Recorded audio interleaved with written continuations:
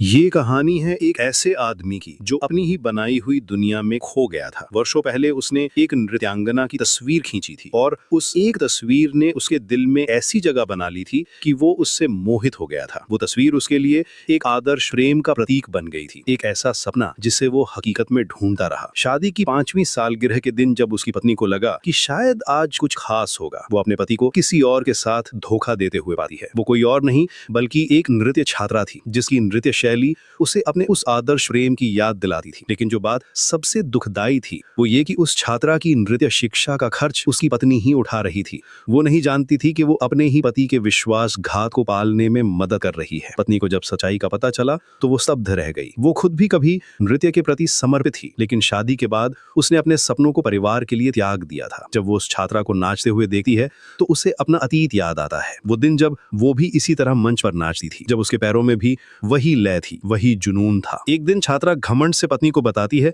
अब मुझे आपके सहारे की जरूरत नहीं है। मैं चाहूं तो पहले दिए गए सारे पैसे भी लौटा सकती हूँ, क्योंकि मुझे एक ऐसा प्रेमी मिल गया है जो अमीर भी है और आकर्षक भी और मेरी हर इच्छा पूरी करता है। वो दोनों की तस्वीर दिखाती है। पत्नी का दिल बैठ जाता है जब वो देखती है कि उसका विश्वासघात उसी छात्रा के साथ है जिसे उसने पाला पोसा था। लेकिन सबसे बड़ा झटका तब लगता है जब वो छात्रा की कलाई पर अपनी माँ का कंगन देखती है। वो कंगन जो उसकी माँ की आखिरी निशानी था, जिसे उसके पति ने किसी और को दे दिया था। कंगन वापस लेने की कोशिश में वो टूट जाता है। छात्रा तुरंत पत्नी पर ईर्ष्या का आरोप लगाती है और मुआवजे की मांग करती है। जब पत्नी अपने पति से जवाब मांगने का फैसला करती है, छात्रा उसे पकड़ लेती है और शोर मचाकर सभी छात्रों को इकट्ठा कर लेती है। सभी की नजरों में पत्नी ही दोषी ठहराई जाती है। तभी विभागाध्यक्ष हस्तक्षेप करते हैं और सबको बताते हैं कि ये महिला उद्योगपति की वैध पत्नी है। पति जब घर आता है तो आश्चर्य के बजाय ढिठाई दिखाता है। वो छात्रा को घर ले आता है और औपचारिक माफी के साथ मामले को हल्का करने की कोशिश करता है। जब पत्नी उससे पूछती है कि उसकी मां की निशानी किसी और को देने का उसे क्या अधिकार था, तो पति इसे मामूली बात बताकर टाल देता है। वो पत्नी को गरिमा का पाठ पढ़ाता है और यहाँ तक कहता है कि अगर वो किसी और को ढूंढना चाहे तो उसे कोई आपत्ति नहीं होगी। बदनामी को दबाने के लिए पति अपनी पत्नी के पिता को